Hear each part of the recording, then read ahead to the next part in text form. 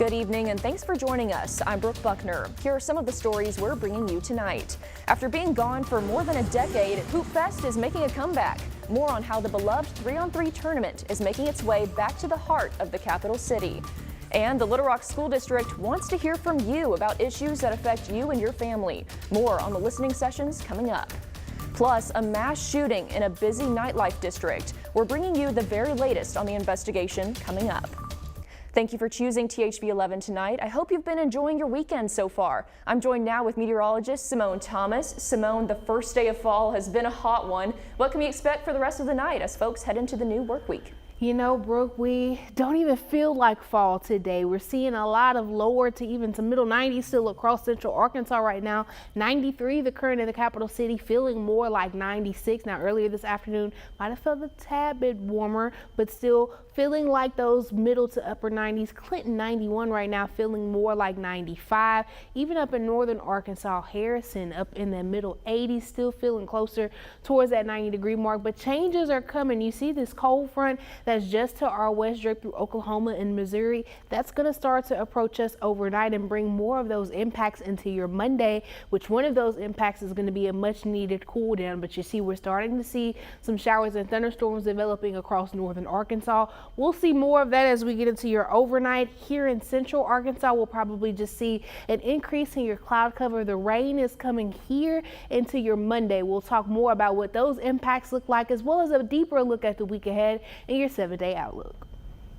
Thanks, Simone. Right now, officials in Garland County are looking for answers following a deadly shooting. It happened Friday in Royal off Reville Terrace. According to officials, what we do know so far is that one person is currently in custody. However, this incident is still under investigation. We'll keep you updated as we get more information. Police departments across the country are dealing with a backlog of rape kits, and we've followed this issue for years here at the Arkansas State Crime Lab. Thousands of kits sit untested, many victims waiting for answers. For years, the Crime Lab has told us clearing this backlog was their top priority. And for the first time in nearly a decade, we're seeing a positive result in this push.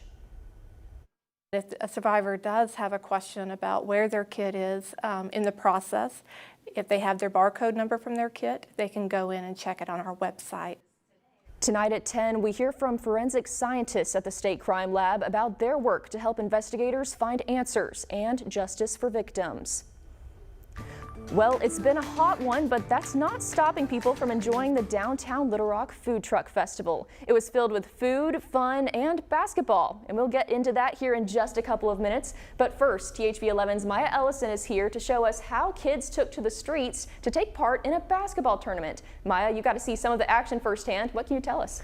Well, Brooke, the name Hoopfest brings back a few memories for those that remember how packed parts of downtown Little Rock used to be, as thousands of people competed in one of the biggest 3-on-3 tournaments in the country.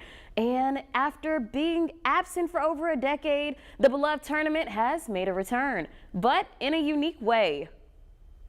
It's not too often you can just play basketball and then run over and get ice cream and all that other good stuff. So at the heart of downtown, through a sea of food trucks, stood a basketball goal, mixing food, fun, and hoops. A cherished 3-on-3 tournament in Little Rock made its big debut, catching the eyes of everyone at the Downtown Food Truck Festival. So this is kind of reminiscent of the Hoopfest days. So we're looking to just revitalize that, bring that back, and bring something new to the city. For many years, Hoopfest was rampant in the community, bringing out thousands of people ready to compete in the ultimate basketball contest. Now, the tournament has returned, but in a different way.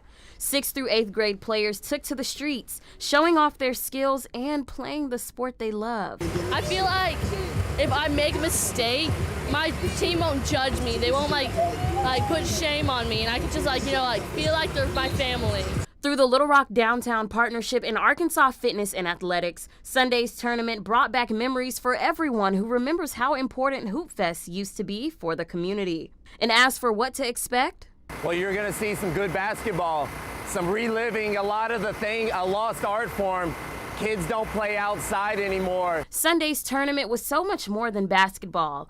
It was a representation of the Little Rock community and the way the sport shares the message of unity. We just hope the kids walk away with a sense of pride, a sense of having a good time, enjoying the sport, and at the same time might give them opportunity to be like, hey, I might can do this here at a higher stage. In Little Rock, Maya Ellison, THV11 News.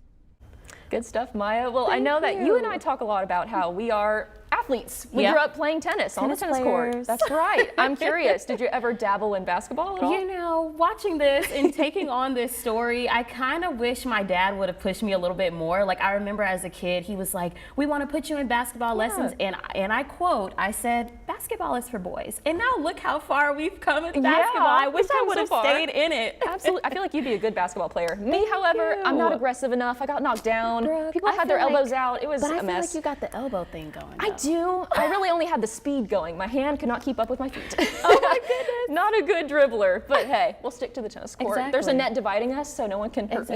Exactly. You got the speed going. We have the agility. It kind of transfers over to basketball. That's right. It sure does. Well, those kids were just some of the hundreds of people who came out to today's 13th annual Food Truck Festival. Even the THV11 team made an appearance. This year, the festival was held on Capitol Avenue for the very first time. It was previously on Main Street. Gabe Holmstrom, the executive director of the Downtown Little Rock Partnership, explains the reason for the move.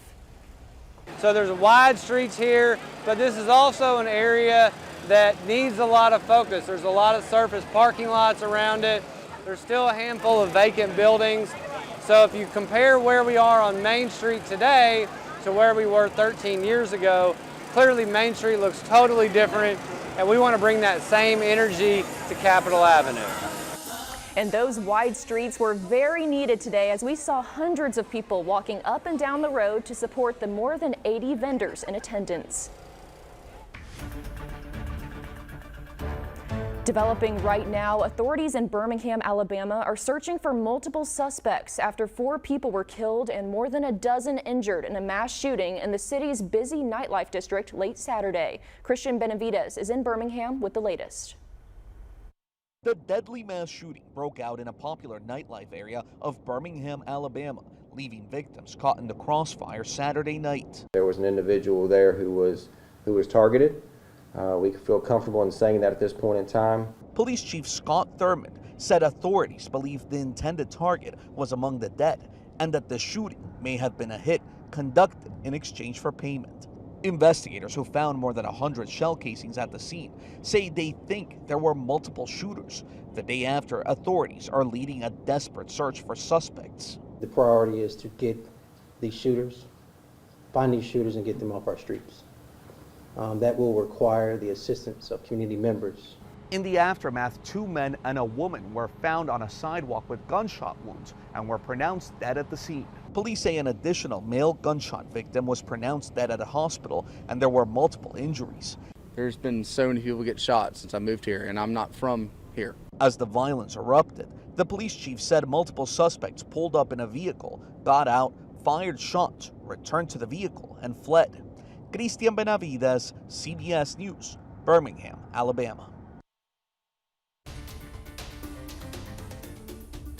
In a THV11 update, both presidential candidates and their teams are attending multiple events this weekend as we're now 44 days away from the November election. Former President Donald Trump told a crowd in Wilmington, North Carolina, if elected, he'll end sanctuary cities in the U.S., which provide refuge for migrants. In-person voting got underway Friday in Virginia, Minnesota, and South Dakota. Presidential candidate Kamala Harris is in New York City for a fundraiser, while her vice presidential pick, Minnesota Governor Tim Walz, hit the campaign trail Saturday in the swing state of Pennsylvania, where he courted Latino voters. We have a long history of being home to Puerto Rican and Latino families who chose to start their lives in our state. Trump will take a break from the campaign trail, spending the day at his Florida home. He's scheduled to hold another rally tomorrow night in Pennsylvania. Well, as early as this evening, we could start to see some rain across portions of the state, but through the next several days, there's going to be multiple opportunities for rain. I'll break down your 7-day outlook right after this break. And the Little Rock School District wants to hear from you about issues that affect you and your family. More on the listening sessions coming up right after this.